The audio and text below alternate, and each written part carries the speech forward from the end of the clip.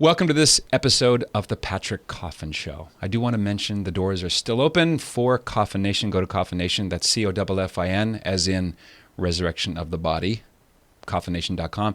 We're in over 20 countries now. It's a culture-building website, mostly for Catholics, but we do have people from other religious worldview persuasions. The goal is to restore the culture, make families stronger. How are you treating your wife or your husband? What's your family life like? And what kind of habits do you have, which is a great segue to our topic and our guest today. The website, again, coffinnation.com, 3 levels of engagement, lots of commentary, and we do deep dive with mentors and live webinars. Go to there and find out more, coffinnation.com. So the topic is habits and distractibility. Do you find yourself constantly interrupted by things that you really should be ignoring, like pings, notifications, Facebook, Twitter, Instagram? Remember MySpace? Let's have a moment of silence for MySpace. Whatever it is, social media is creating a tsunami of little distractions. And once in a while, a book will come along that puts so much important information in one place. This book is Indistractable, and its author, Eyal, is here to tell us more, and you're going to love this one. So buckle up. Be back in just about 2.5 seconds.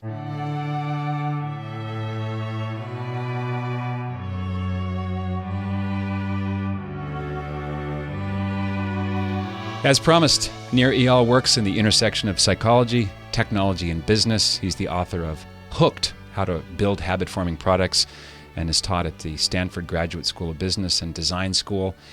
His latest book is the one we're going to drill into, and I can't wait to talk about it because I feel like it was personally written to me. It's called Indistractable, How to Control Your Attention and Choose Your Life. He joins us from New York City. Nir, thanks for being on. I really appreciate your time. My pleasure, Patrick. Thanks for having me. I was going to make a squirrel. What was I talking about? My regular listeners know that I have been diagnosed with moderate to severe ADHD, and I'm one of these people who are a little bit skeptical about the DSM description of it because it leaves out a lot things that you addressed in your book.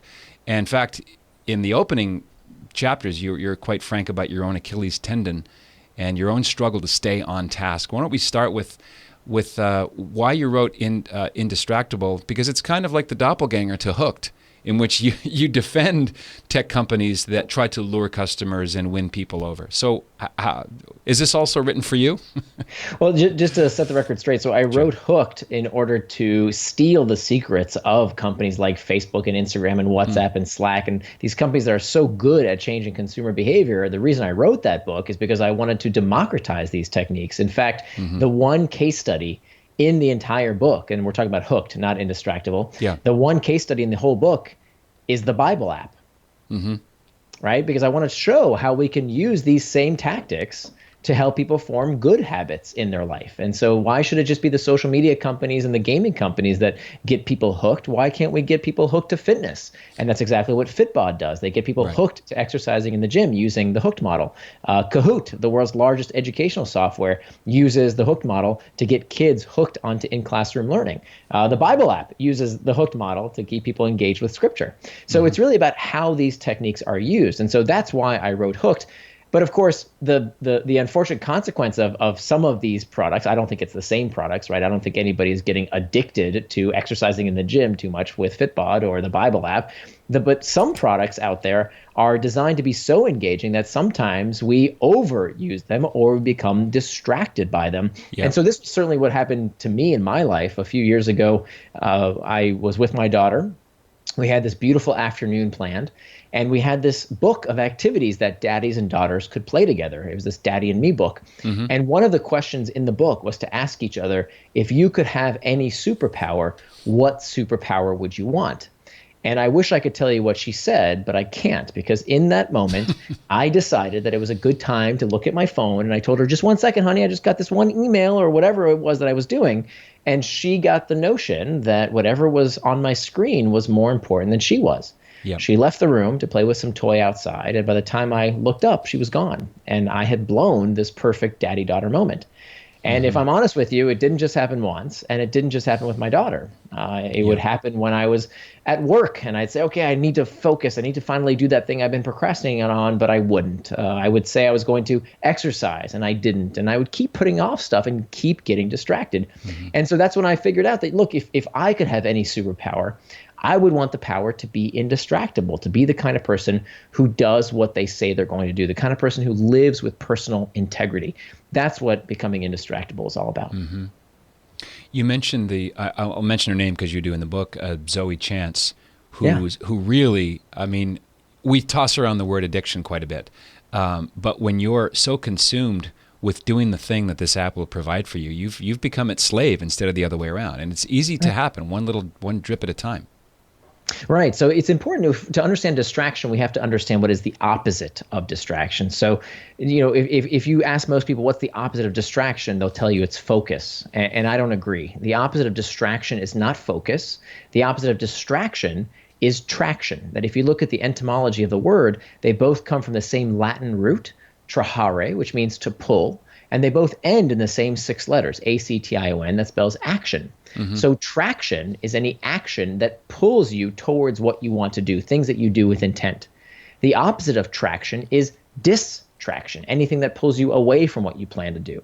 So this is really important for 2 reasons. Number one, anything can be a distraction.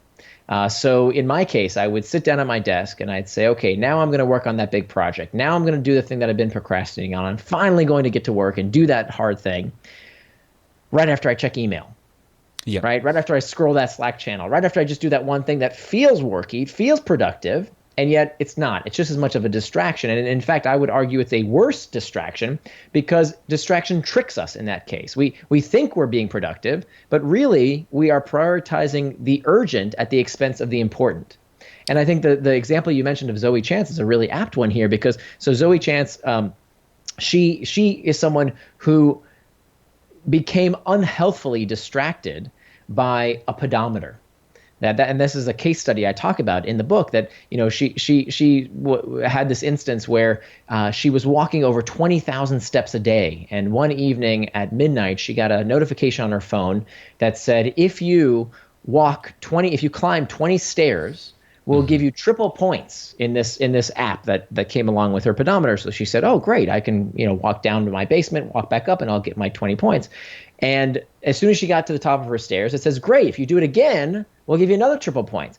So she did this for the next 2 hours. She walked more stairs than it would take to get to the top of the Empire State Building. So you would think, oh, isn't exercise healthy? Isn't that a great habit? Well, yeah, it can't be unless it is a distraction. Clearly, what she wanted to do from midnight to 2 a.m. was not walk up and down these stairs. What she really wanted to do was get to sleep and get some rest, and it became this distraction in her life. So just as anything can be a distraction if it takes us away from what we really want to do, I would also argue that anything can be an act of traction. That there's nothing inherently wrong with watching a video on Netflix or going on Facebook or Twitter or whatever it is you want to do with your time. There's no moral hierarchy between playing a video game and watching football on TV. Anything that you do that helps you live according to your values and you do on your schedule is fine, as long as you do it on your schedule, not on some app makers. And so that's why it's so important to understand the difference between traction and distraction. I'm not here to tell you what to do with your time. What I want to help you do is to do the things that you yourself say you want to do with your time. Could you say that distraction is more compulsivity and traction is more intentionality? Is that a fair compression of it? So all of it is an impulse control problem, right? Fundamentally. And this actually is a wonderful segue to the root cause of the problem. Because while we love to blame the pings, the dings, the rings, these are what we call external triggers. We love to blame the technology because it takes responsibility off of us. What I discovered in my 5 years of research on this topic of distraction is that in fact, most distraction does not come from outside of us, but rather comes from within. That the real reason we get distracted is because we are looking to escape an uncomfortable emotional sensation. Yep. So, and it turns out that this is, of course, not a new problem, that Plato talked about this problem 2,500 years ago. Before the iPhone, he talked about akrasia, the tendency to do things against our better interests. And so this is not a new problem. And so if, Plato asked, why do we do things against our better interest? If we know what we want to do, why don't we just do it? If we know we want to exercise, why don't we just do it? If we know we want to be fully present with people, if we know we want to do that hard task that we've been putting off, why don't we just do it? And to answer Plato's question, we have to ask ourselves on a deeper level, why do we do anything and everything? What's the nature of human motivation? Most people will tell you some version of carrots and sticks, right? We've all heard this, pain and pleasure. This is called Freud's pleasure principle, where he says that everything we do is about the pursuit of pleasure and the avoidance of pain. But neurologically, that is not what is going on. That in fact, everything we do is not about the pursuit of pleasure and the avoidance of pain. But in fact, what is happening in the brain tells us that everything we do for one reason, and that is to avoid discomfort. Biologically, we know this to be true. This is called the homeostatic response. If you go outside and it's cold, that's uncomfortable, so you put on a jacket. If you walk back inside, now it's too hot, you take it off. If you feel hunger pangs, you eat. And if you eat too much, now you feel stuffed. Oh, that doesn't feel good, you stop eating. So physiologically, we know this to be true. And it turns out the same thing holds true for our psychological sensations. When we are feeling lonely, Facebook. When we're uncertain, Google. When we're feeling bored, we check the news, we look at sports scores, Reddit, Pinterest. All of these different services cater to these uncomfortable sensations. So what this means, if all human behavior is prompted by a desire to escape discomfort, then that means that time management is pain management. That fundamentally, if we don't understand that fact that we are looking to escape some kind of uncomfortable sensation, we will always be distracted by one thing or another. Pain management and also value management, getting back to the anecdote that a lot of people can relate to with your daughter. If you value something, then schedule it in and ruthlessly protect it. Otherwise, you're going to be just as vulnerable as the next guy to the pings.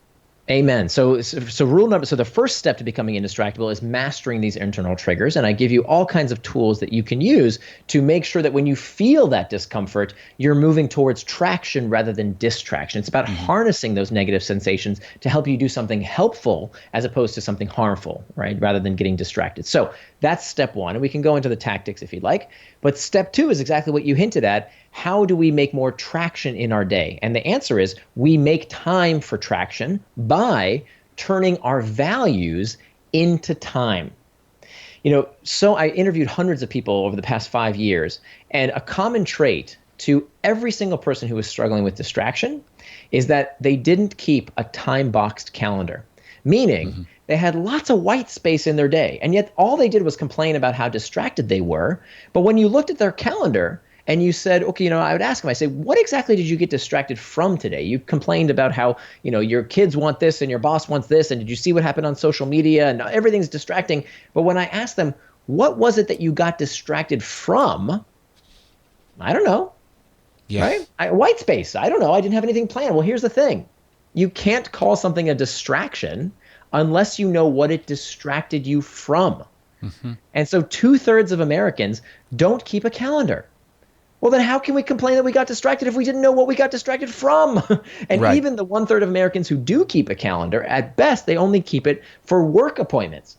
But our values don't stay at work. We have values about how we want to take care of ourselves, how we want to take care of others.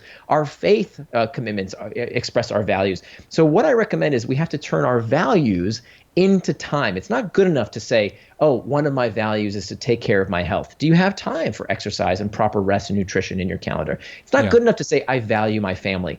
Do you have regular opportunities with your family scheduled in advance with your friends, with your church group, with whatever community is important to you? Is that time reserved on your calendar? And of course, in the workplace, do you have time to think? I can't tell you how many people I work with in my consulting practice. They pay me thousands of dollars. And I'm going to let you in on a little secret. 9 times out of 10, all we do is they talk to me, right? I sit there and listen. This is what most therapists do. Most clinicians, they just listen. And it's, you can save yourself thousands of dollars by making time for yourself to process your own thoughts. But here's the thing. Nobody does this. Thinking today is a competitive advantage. Nobody makes time for focused reflection in their day. Because why? Because we're constantly reacting. We're reacting to emails. We're reacting to meetings. We don't carve out that time for reflection. So whether it's at work, in your home life, it's imperative to turn your values into time. Love it. Isn't that the proof? The proof being in the pudding.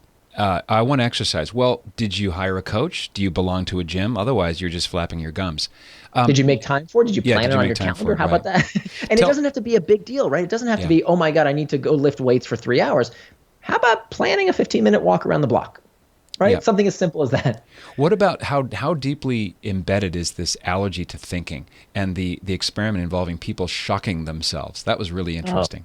Yeah, yeah. So part of the question of why do we have all these internal triggers that we talked about earlier? What is it that makes us perpetually perturbed?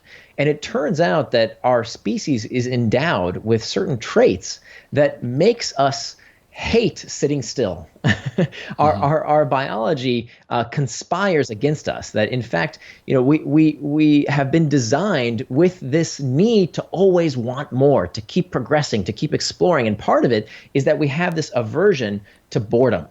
There was this wonderful study done by Timothy Wilson where he took test subjects and he put them in a room, and there was nothing in this room except for a buzzer, that a button that you could press on that sent an electrical jolt to the subject's arm, right? And they were told that the electrical shock would be painful. And all they had to do was to sit in the room. That's all he told them to do. And it turned out something like 60% of men and 25% of women shocked themselves, even though they knew it would be painful, which is evidence that feeling bored actually feels worse than this painful shock.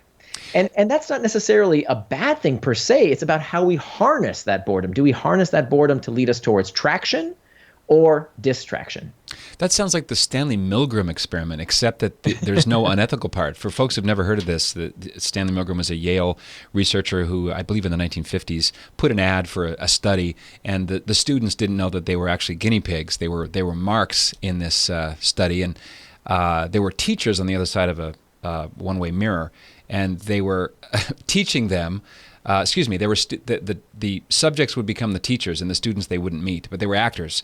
And 63% of these people who were solicited went all the way to shocking people into silence after they're screaming. The actors were screaming and so on. You think, no way, that would never happen to me. Well, when there's no gun to your head, when there's no doctor looming over you, encouraging you to submit to his authority, people will prefer a negative stimulation to what feels like a painful void. And Nir, isn't it true that the way to get out of that void is back to what you said? Schedule your day so that there's no void as much as you can. Most of our grandfathers or grandmothers would say the devil loves idle hands. That has multiple meanings. Right. No, I think that's very true, that we can't call something a distraction unless we know what it distracted us from. Mm-hmm. But also, I would say that's step two. That step number one is to have tools that you can use to disarm those uncomfortable sensations. So there's a few things we can do. We can reimagine the trigger. We can reimagine the task so that we like it more as opposed to it causing us this discomfort in the first place. Mm-hmm. And we can reimagine our temperament. And so using those three big strategies, and I tell you exactly the tactics for how to do that, but using those tactics, we can actually disarm many of those internal triggers and master them so that they don't control and master us. It's imperative that when we feel this discomfort, it's not necessarily a bad thing. Many people, when it comes to distraction, they fall into a few different buckets. We've got what we call the blamers. The blamers are the people who say, it's the technology that did it to me. It's Facebook. It's the iPhone that did it to me. That's why I got distracted. Something outside themselves. Mm-hmm. Then we have what we call the shamers. This is what I used to do. I used to say, well, maybe there's something wrong with me. Maybe I'm lazy. Maybe I'll get found out as an imposter. I'm not good at this job after all. And I would shame myself, which of course would make things even worse, because what do we do when we feel shame? We feel bad, we feel more internal triggers, and we become even more likely to seek distraction to take our mind off of those bad feelings. So we don't want to be blamers, we don't want to be shamers, we want to be claimers. Claimers claim responsibility for their action, acknowledging that this isn't your fault. Okay, you didn't invent email and Facebook and the iPhone, you didn't invent those things. They're not your fault, but they are your responsibility. Mm-hmm. Because although you can't change how you feel per se, you can't control your emotions, your feelings, you do have control over how you react to those feelings. So claimers claim responsibility for their actions to make sure that they can channel that discomfort in a healthier way towards traction rather than unhelpful and unhealthy distraction. Might this lead to the work of Dr. Jonathan Bricker and surfing the urge, paying attention to, not trying to white knuckle it and feel the opposite of the void or the distraction anxiety, but to attend to it, kind of look at it, write it down. That's a very beautiful way to self-care. A lot of people. I've heard this before from young couples who are getting married. And I first heard this and I thought, that sounds a little bit weird, but it's very, very wise.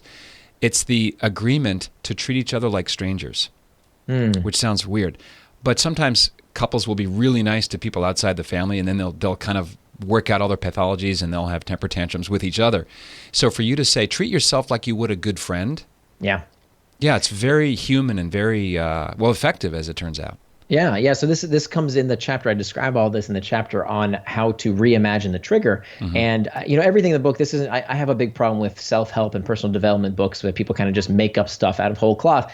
Everything in the book does work. I've actually tested it in my own life over the past 5 years. But there's also 20 pages of citations for peer-reviewed studies for explaining why these techniques work. They've all been validated with peer-reviewed research, and some of the research comes from what we call acceptance and commitment therapy, where I share what we call the 10-minute rule. And the 10-minute rule says that when we are about to give into a distraction, whether that distraction is eating that piece of chocolate cake you don't really need, or whether it's smoking a cigarette, or whether it's Googling something or checking email or Facebook when you really want to do something else, what you want to do is not use what we call strict abstinence. Strict abstinence is when we tell ourselves absolutely not. And sometimes strict abstinence can be helpful in some circumstances to some people, but for many of us it backfires, particularly with these things that we can't completely escape, right? If you're trying to lose weight, you can't stop eating. If you want to keep your job, you can't stop using technology. I mean, it's ridiculous. Like, some people propose these 30-day digital detox. It doesn't work. You'll get fired from your job. You can't do that.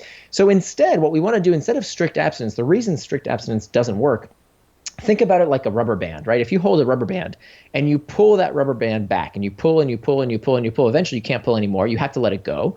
The rubber band doesn't just stop where it started. No, it ricochets even farther. And so when we tell ourselves, don't do it, don't do it, don't do it, don't do it, okay, fine, and you let go, we actually register in the brain a pleasurable sensation to relieving ourselves of the discomfort of telling ourselves not to do something. Yeah, this is a big part of why cigarettes are so addictive. It's that we tell ourselves, don't do it, don't do it, okay, fine, and we register that as pleasure. And ironically, we reinforce this thing we don't want to do, because now the brain is associated. The only way to get rid of that uncomfortable response of telling myself no is to give in. So that's why strict abstinence oftentimes doesn't work. So what does work? This 10-minute rule. And here's how the 10-minute rule works. When you are about to give into distraction, you can tell yourself, I can have that. I can give into that distraction in just 10 minutes. Now, for those 10 minutes, you have a choice to make. You can either get back to the task at hand, get back to whatever you were working on, or you do what's called surfing the urge, okay? Because what we know about feelings and these uncomfortable internal triggers is that they feel like they're going to last forever, but of course they never do. And so our goal should be to ride that urge, to ride that sensation like a surfer on a surfboard, letting that sensation crest and subside. So many times I'll just take out my phone, I'll say, okay, set the timer for 10 minutes, and I'll sit there and just feel that sensation, ask myself what's going on inside me, and talk to myself the way I would talk to a good friend, as you mentioned. That is the core of self-compassion. And psychologists tell us that people who are more self-compassionate are much more likely to achieve their long-term goals. So we surf the urge, we explore it with curiosity rather than contempt. And 99% of the time, at the end of those 10 minutes, you'll find that you are back at work, you're back at the task at hand, as opposed to giving in to that temptation. I had a spiritual director once, a very wise priest from New York, as it turns out, who gave me an acronym to think about. It's HALT, H-A-L-T. When you're hungry or anxious or lonely or tired, you become vulnerable to habits you're trying to get rid of. Right. We all, sometimes you have good days, sometimes you don't have good days. And one of the things I noticed about your book, Nir, is that you take on some of the research in the book Willpower by Roy Baumeister, which I got a lot out of. But I began to think about it in a new light reading Indistractable, because you say that willpower is not exactly like a muscle. Pardon me. It's more like an emotion. Right. There's, yeah, and go ahead. Yeah, and again, so this is I turn over a lot of apple carts in this book because there's a lot of folk psychology that I think the public doesn't realize isn't true, and I think one of the best examples is this idea, what we call ego depletion, that willpower is a depletable resource. We've heard this in one form or another many times, right? Work according to your energy levels, or your most fresh first thing in the morning, which may or may not be. But what we've found in the psychology community is that after Baumeister did these studies, he had these studies where he showed that willpower runs out like gas in a gas tank, and that it had these magical properties. Like if he gave people sugar sweetened lemonade, well, now their willpower was restored. And as we've seen, we've had this replication crisis in the social sciences over the past few years.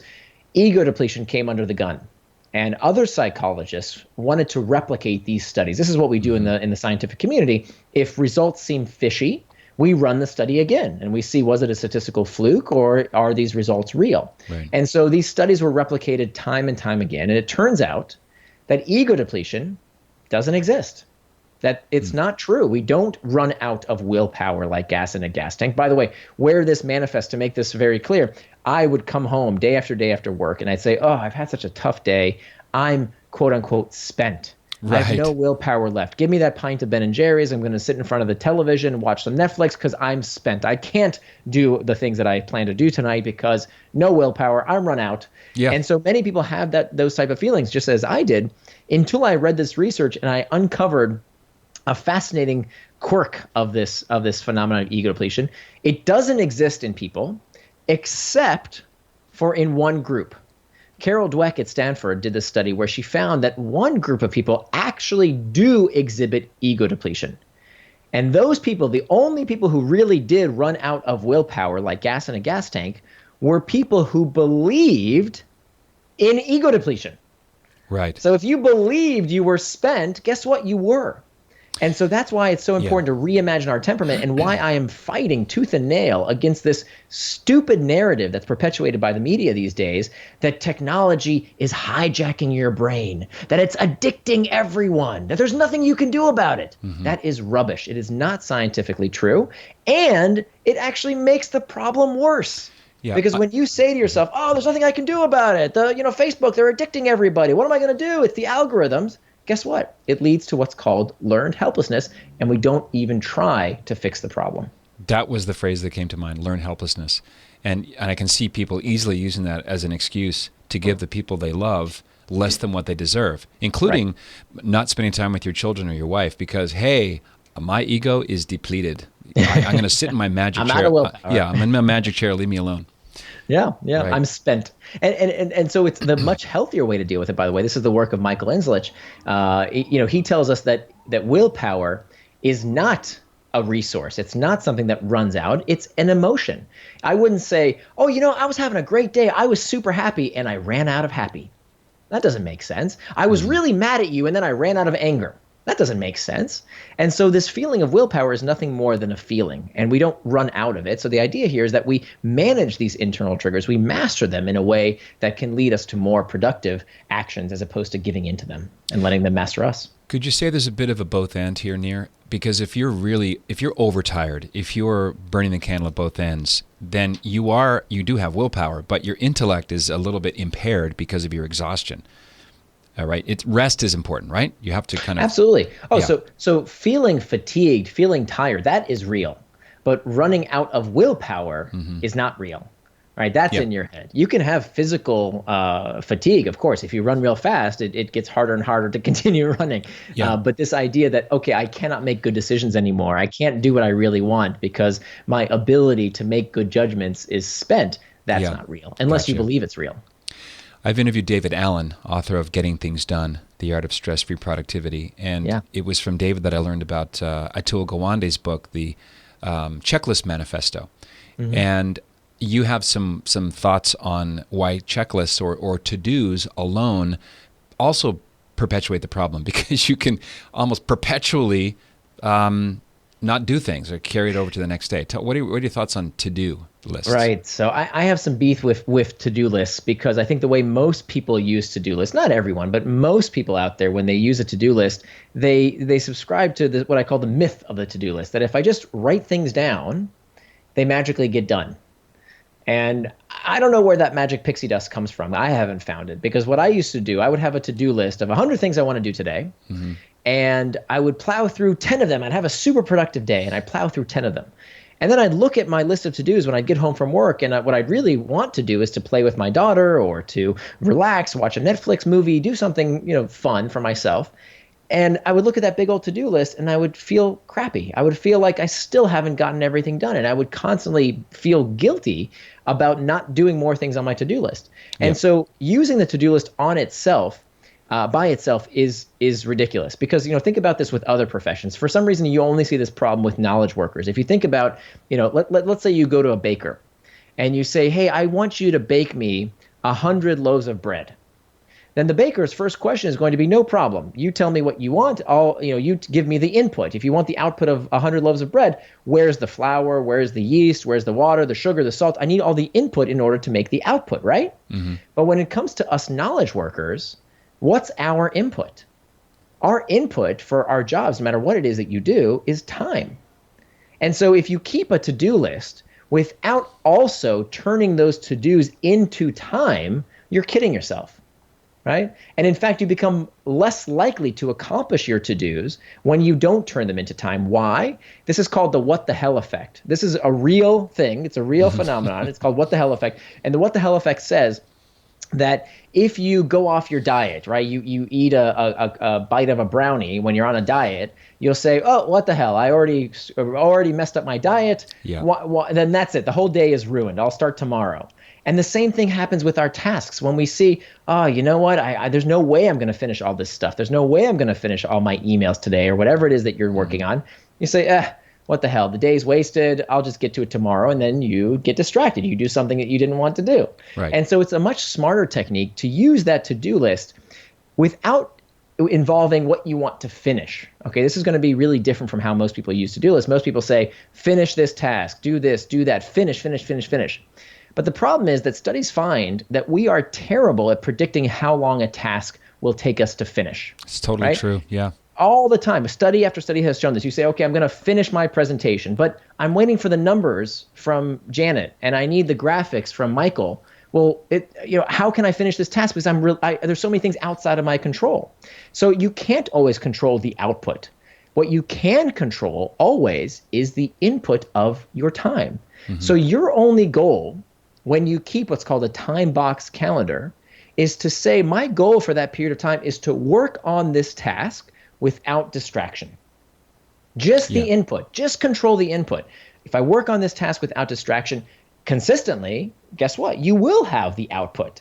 But most people, they put off stuff to the last minute and they say they're going to crank through it all. And of course, that's not how it works. They never do their best work that way. Instead, what we want to do is to control that one factor by saying, my only goal is to work on this task without distraction, so that when you get to the end of the day, you have in your calendar, I'm going to watch an episode of Netflix without guilt, because that is exactly what I plan to do with my time. Yeah. So you're a winner after every single one of these time boxes, as opposed to always feeling like a loser day after day, never finish everything you planned.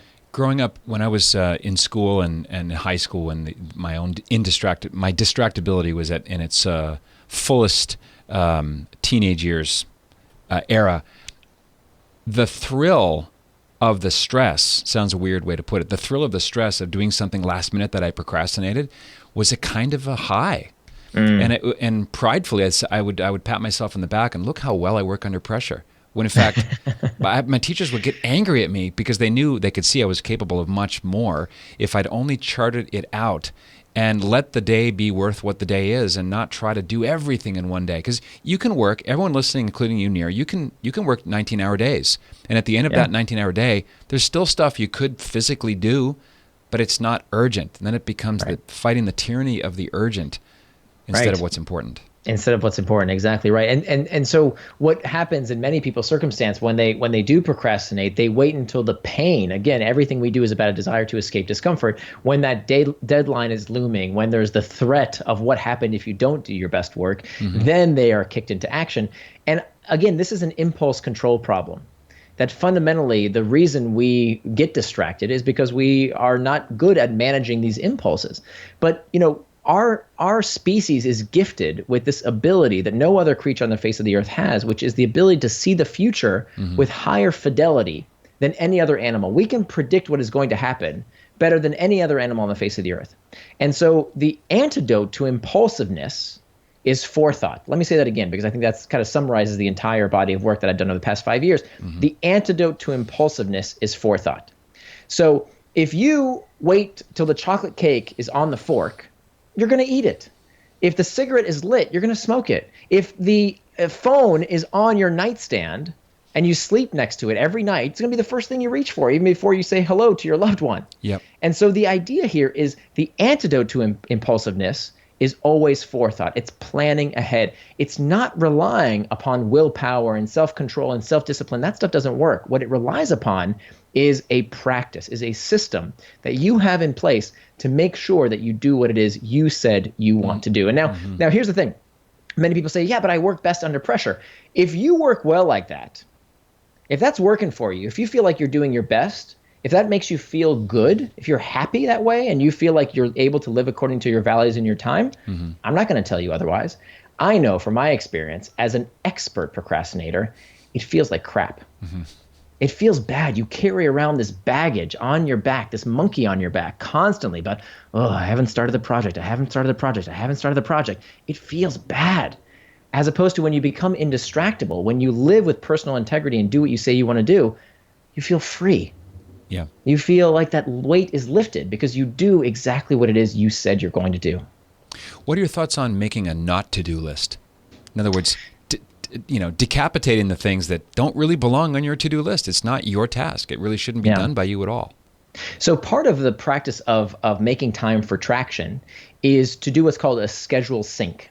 And this is a very, very important step. It's the last step that we do when it comes to the process of making time for traction. By the way, we're on step 2 of 4, so there's a lot more to this than just the scheduling part, which is fine. We can just share that. Squirrel. But, yeah, exactly. But no, it's great. And I like going deep on this stuff because what we find is that when you make a time box calendar, it's wonderful for you, but the effectiveness of this practice goes up by a factor of 10 when you synchronize your schedule with others. At work, at home, it will revolutionize your life. If you sit down with your boss once a week for 15 minutes and you show your boss, hey boss, here's my time box calendar. Here's how I'm going to spend my time this week. Here's all the stuff that I have time for that you asked me to do this week. But here's the stuff. You see this list of other stuff I couldn't fit on my calendar? What should I reprioritize? You've asked me for all this stuff. What's more important? Your boss will worship the ground you walk on if you do this. They're not going to ask you to do this because they're afraid you're going to accuse them of micromanaging you. But if you do this proactively, this is how we manage our managers. By showing them, look, here's the time I have, right? Here's when I'm in the office. Here's how much time I have. Here's the stuff I couldn't fit. Help me reprioritize. So we're not saying, no, I can't do it. We're saying, well, given everything else I'm doing, what should this replace? Yep. And we're letting our boss help us say no. And we're not the bad guy anymore. By the way, the same thing in our domestic life. My wife and I would fight endlessly about why I wasn't pulling my weight in the household. And she would constantly ask me, don't you see our daughter needs to be fed? Don't you see the laundry needs to get done? Don't you see that the trash needs to be taken out? And my response was, baby, look, if you want me to do something, just ask me. What's the problem? Just ask me. I can't relate to any of this. Yeah, exactly, right? And so, of course, what I didn't realize is that by me asking her to just tell me what to do, I was giving her yet another job. Now she's my babysitter. Yeah. And so what did we do? The solution to these constant fights that we would have is we sit down every Sunday night, it's on our calendar for 15 minutes, and we do a schedule sync. We just look at each other's calendar, and we make sure that we are synchronized around when things need to get done and who's going to do them. 15 minutes, we never argue about this anymore. That's great. Is that number 3? The schedule That's sync. number two. That's still Number in two, that excuse area. me. There's a lot I there. just want to hang it visually. So number Yeah. one, because I'm bouncing and I'm the cut, you're the string at this point, because there's so much I want to talk about simultaneously. That's my problem. Yeah. 1, 2, 3, and 4. So that's number Sure. 2. What was number 1 again? So number one is master the internal triggers. Yes. Number two is make time for traction. Number three is hack back the external triggers. The external triggers, again, are those pings, dings, the rings. It's your phone, it's your email, it's your the group chat messages. Yep. It's the colleague that taps you on the phone, on the shoulder. The number one source of distraction in the modern American workplace, according to people who are surveyed, is not the phone, it's not the computer, it's your colleagues who are constantly distracting you, especially if you work in an open office floor plan. So I tell you how to hack back all of those external triggers. And then number four, the last strategy, is to prevent distraction with pacts. And this is where we make a contract with ourselves or with other people to make sure we do what we say we're going to do. And that's really the fail-safe. That's the last step. It has to be done in order. That pack thing is really powerful because you're externalizing something that's otherwise kind of an ephemeral internal wish, especially if the pact involves someone else, where you can literally, if you wanted to, sign it like a contract. Yeah. So there's three types of pacts. What we call an effort pact, a price pact, and an identity pact. An effort pact is when you put some bit of effort in between you and something you don't want to do. So, for example, in my household, is this a family show, or can we're all adults here, right? Yeah, you can. Okay. The occasional profanity, potty word. No, it's not. It's not profanity, but I want to share. This was a serious problem we had in my household with my sex life. That my wife and I have been married for 18 years. And we found that we were not intimate with each other anymore. That night after night we would go to bed, she would fondle her iPhone, I would caress my iPad, and we wouldn't be together. We wouldn't have sex because we were on our devices night after night. So what did we do? I went to the hardware store and I bought us an outlet timer. An outlet timer cost $10. You set it to whatever time of day or night. Whatever you plug into it will turn off at that set time. So in my household, every night at 10 p.m., the internet router shuts off.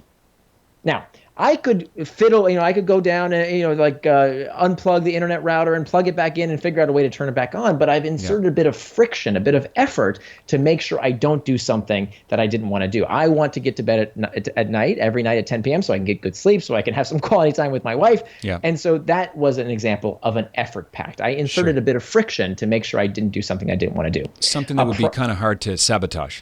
Exactly. Yep. Now, actually, this was a while ago. Now they actually make internet routers with this functionality built right in, so that certain devices like your home automation devices, your Alexa, that stuff stays on, while other devices like your computer or your iPhone, the internet connection stops. Mm-hmm. So that would be an example of an effort pact. A price pact is when we have some kind of cost, some kind of price that if we get distracted, we'd have to pay. And this actually comes from research that showed that this was the most effective smoking cessation study in history, was when people had to put some skin in the game. They had to put a little bit of money that if they stopped smoking, they would get back if they didn't smoke for 6 months. And so we can do something similar for the various distractions in our life as well. Mm-hmm. And then the last type of pact is what I call an identity pact. And this is the most interesting, I think, of the three. An identity pact says that we become more likely to do something when it is consistent with who we think we are. And this comes from the psychology of religion, that when someone calls themselves a devout Catholic, an observant Muslim, even a vegetarian, they become more likely to do what they say they're going to do when they have that moniker, when they have a name, an identity, a noun that they use to call themselves. So a vegetarian doesn't, wake up and say, I wonder if I should have a hamburger today. Bacon. No. Right. They just don't do that. Why? Because they are a vegetarian. It is who they are. It is part of their identity. So this is why the book is titled Indistractable, because I want to help society spread what we call social antibodies, this practice of new norms by people standing up and saying, no, I am indistractable. This is who I am. And the good news is we've been here before. I remember, I guess we're probably around the same age. You probably remember this too. I remember the early 1980s. When people came to my home as a kid, there were ashtrays in our living room, even though my parents didn't smoke. Why? Because back in the early 80s, if you came to somebody's house and you smoked, you just expected to light up in their living room. Yeah. Can you imagine if someone came over to your house these days and just smoked in your living room? That would be incredibly rude. Well, Yeah. what changed? Yeah. Was it our laws? No, there's no law that says you can't smoke in someone's living room. You can do that. What changed was our manners, our mores, our norms around this behavior. And that's exactly what's happening today when it comes to technological distraction.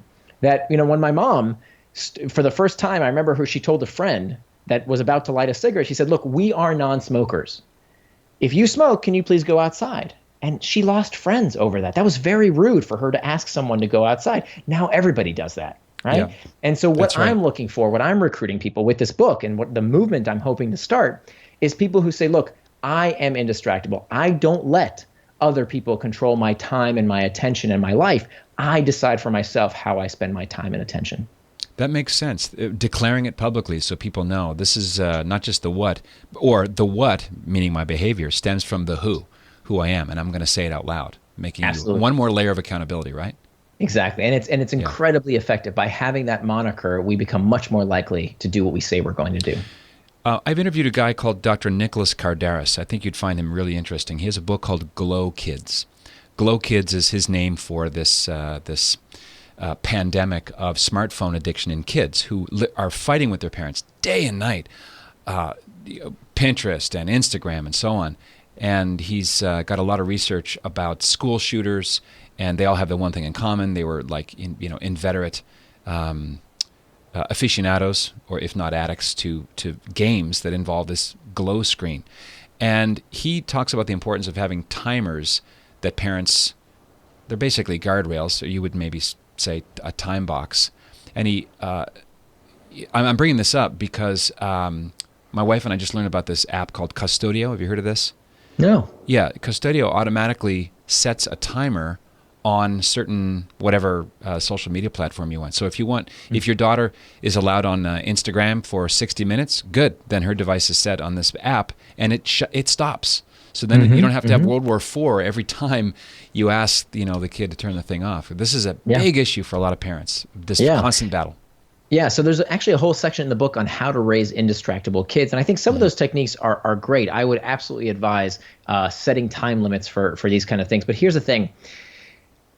We have to understand why kids overuse technology. That we as parents, we love to blame things outside of ourselves because it's not our kids that are doing anything wrong. It can't be that we are raising them wrong. It has to always be something else. The best example that I talk about in the book is and I'm going to piss some people off here, the sugar high. Mm-hmm. Every parent knows that if your kid eats too much sugar, they go crazy, right? Yep. Wrong. It's not true. It's a complete myth. Look it up online. It is not true. That in fact, the only people who go crazy from too much sugar are not when kids have too much sugar, but when parents think their kids have had too much sugar. They did this beautiful experiment where they gave kids a placebo. They gave kids something that was not sugar. They told the parents they were given sugar. And while the kids acted perfectly normal, the parents went crazy. The parents berated the kids more. They followed them around. They talked about how terrible the kids were acting because of this myth of the sugar high. And so whether it's the sugar high or the last generation, it was too much Super Mario Brothers. Before that, it was the television. Before that, it was rock and roll music. Before that, it was the comic book. Guess what? Every generation freaks out because we don't understand the root cause of the problem. So let me tell you what the root cause of the problem is when it comes to kids overusing technology. The root cause of the problem is what we call the needs displacement hypothesis. That we know that when kids don't get enough of the psychological nutrients they need offline, they look for them online. So what are psychological nutrients? By the way, this isn't my theory. This is well established. Every psychologist in the world knows what's called self-determination theory. It's a 40, 50-year-old area of research. It's the most widely accepted theory of human motivation and flourishing. Now, what self-determination theory tells us is that every human being on the face of the earth needs three things for psychological flourishing. Just like we have our macronutrients for our physiological health, we need carbohydrates, protein, and fat. For our psychological well-being, we need a sense of competency, autonomy, and relatedness. Now, these three things are in short supply in the average American child. Let me explain why. Number one is competency. One thing, if you look at the statistics, one thing that has risen along with the proliferation of the use of smartphones and social media is also the rise of standardized testing. Kids in this country, starting from kindergarten, some of them are tested 3, 4, 5 times a year, and teachers teach to these tests all year round. So we have a subset of children who are constantly told, you are not competent. You can't cut it. And so what do you do if you feel incompetent in the real world? You look for competency online. Well, when you play Minecraft, you feel like you're God. You feel like you control your universe. That feels good. That's what they're looking for. Next is autonomy. We know this is the most regulated generation in history. The average American child today has 10 times the number of restrictions as an average adult, twice as many rules imposed upon them as an incarcerated felon. There's only 2 places in society where we can tell people where to go, what to think, what to eat, what to wear, who to be friends with, and that's school and prison. And so is it any surprise when kids come home from school, they just want to be free, for God's sakes. They just want to feel autonomy to make their own decisions, right? What did we do when we were teenagers? We hung out. We went around. We did stuff together to get out of the house, to get out of the watchful gaze of parents all the time. Well, here's the problem. Parents today have been convinced by the media that their kids are going to get abducted, stranger danger, even though the statistics show that this is the safest time in American history to be a kid. It's a huge bugaboo, yeah. Exactly. They've terrified us. Or, so parents who don't have the means, they just keep their kids indoors. What the heck do you expect your kids to do indoors if they can't go play? And if you have the means, parents who have the money, well, what do? They send their kids to soccer practice and basketball practice and Kumon lessons and test prep and Mandarin and swimming. And so they're constantly scheduled, and they have no time for the one thing that is been shown to be the most helpful thing you can do for your kid's psychological well-being, free play. The work of Peter Gray has shown that children in this country spend less time than ever playing. And play is absolutely good. This is why we have such a fragile generation these days, because they haven't had enough time to play. Why? Because play is where we learn our place in the world. It's one thing if a parent or a coach tells you what to do, but if your friend says, hey, if you keep acting like a jerk, I'm not going to play with you. That's where we learn our place in the world. But kids have no time for free play, which leads us to this third factor, relatedness. That relatedness is this need to be understood by others and to understand others in return. And if you look at the fact that kids don't have free play today, they don't have that time, well, where do they get that time? Where do they go for it? Again, if they don't get free play offline, they go online. So is it any surprise that they're on TikTok and Instagram and Snapchat? That's where they're socializing with their friends. Yeah. And so that is the root cause of the problem. And here's the thing. If we blame it on the devices, not that the devices don't play a role. They're more than happy to serve our kids what they're missing. But if we don't acknowledge the root cause of the problem, they will always be distracted by one thing or another, and we won't actually fix what's going on. Oh my gosh, Nir, I wasn't paying attention. Could you repeat that, please? Let me start again. So competence and autonomy and relatedness. Yeah. I think this flight into a virtual world to find meaning that kids aren't getting with their families and so on, because everything is now overruled in the sense of too many rules, is really interesting. Yeah, because it's self-medication. Maybe they're looking to quell the anxiety they have, or perhaps their parents are not letting them relax, right? Not letting them. And how many kids know how to build a fort today, or play marbles, or board games? Yeah. Yeah. And I'm not opposed to, soccer or swimming or any of those activities. I think they're great. But here's the thing. If you're going to schedule time for those things, also schedule time for free play. Make sure your kid of every age has time to interact without the judging gaze of coaches and teachers and parents. Let them have time to play with each other. Find other parents who subscribe to this philosophy that kids need time to be kids. That is what's so important here. I've got 9 more hours of material to cover with you, Nir, but I want to respect your time too. One of the lines that jumped out at me from your book, Indistractable, was to receive fewer emails, you must send fewer emails. Brilliant. The way you say it is it's like a Taekwondo saying there. It's very Zen the way you said that. It's trying to turn it into a haiku, but yeah, it kind of sounded like that. Yeah. So this falls under that section, the third step of hacking back external triggers. Part of the reason emails are so pernicious is that they come coupled with all of these pings and dings throughout our day. And so, yeah, this is the math that if you want to receive fewer emails in a given period of time, you have to send fewer emails in a given period of time. And so I talk about how to hack back these external triggers. One of my favorite techniques is to use labeling appropriately. So here's how this works. When you look at time use studies, where people waste time on email is not where they think. It's not about the checking or the responding to emails where we waste time. It's the rechecking, right? We open an email, we read it, we put it away. We open an email, we read it, we put it away. That's where we waste time. So the new rule, and this is just one technique, there's a bunch of other techniques that I describe in the book, but one of the things that you can do is that when you receive a message, you have to ask yourself the only thing that matters from a time management perspective, if you want to reduce the time you spend on email, the question you need to ask yourself is, when does this message need a reply? If it never needs a reply, just delete it or archive it. Okay, not your problem anymore.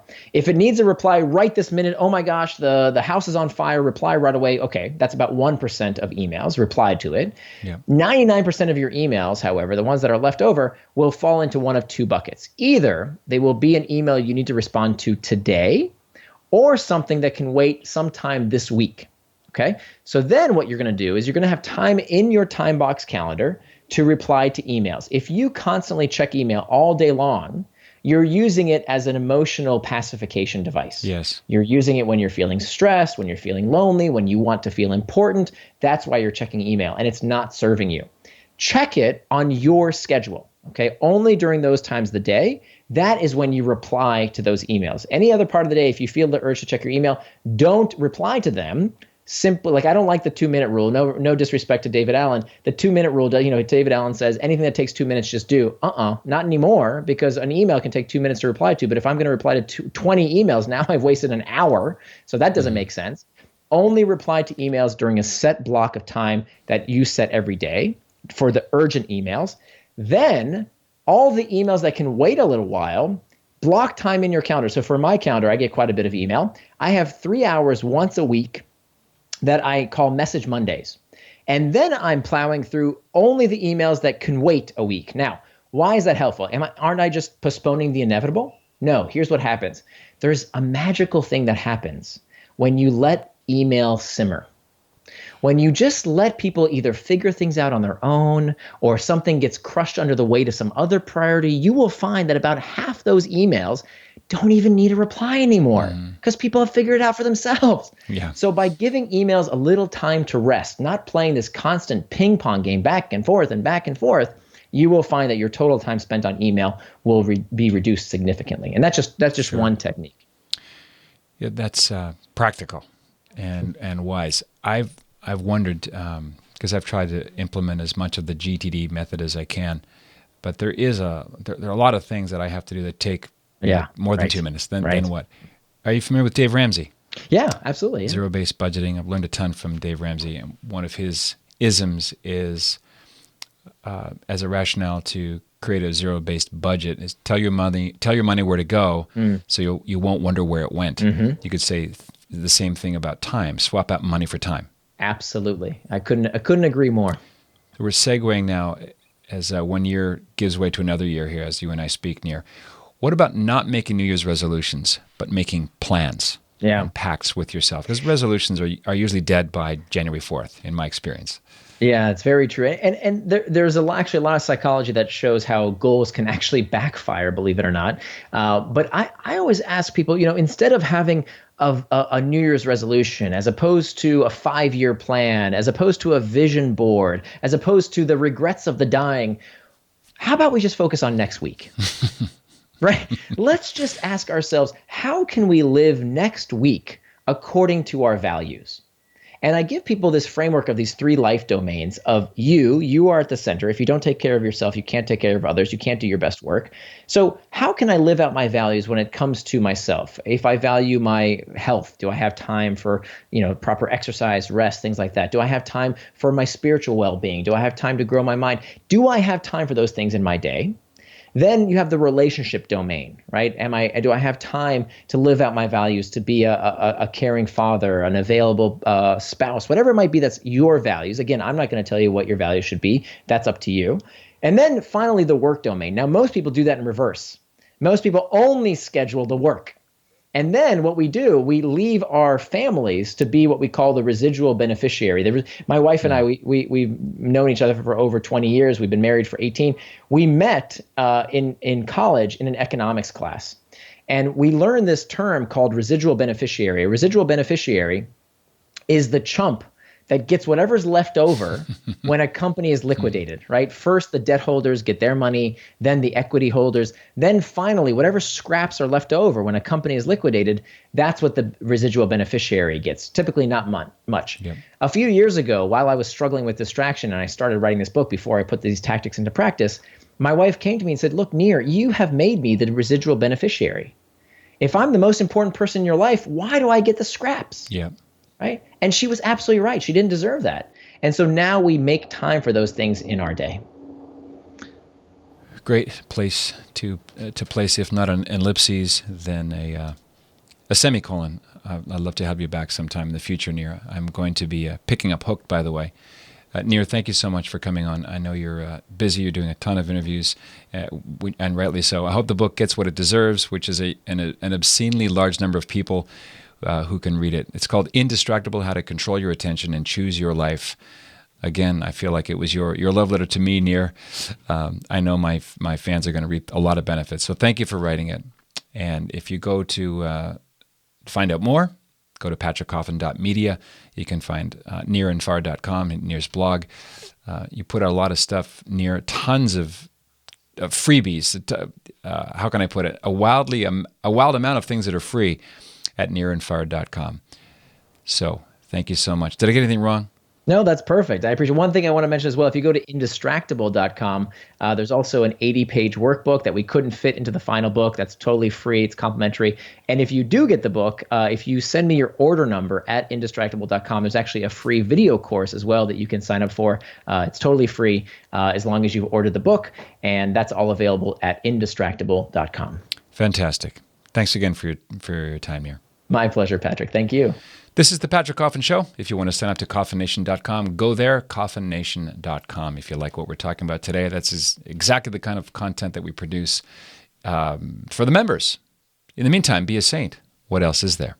Hey, this is Patrick Coffin. If you like what you see and hear and you want to see and hear more, consider joining Coffin Nation as a full member. Just click right here and find out more about what that means. Nipsey, my fedora. That's Coffin Nation, the world's largest online community of culture builders. Click right here. See you on the inside.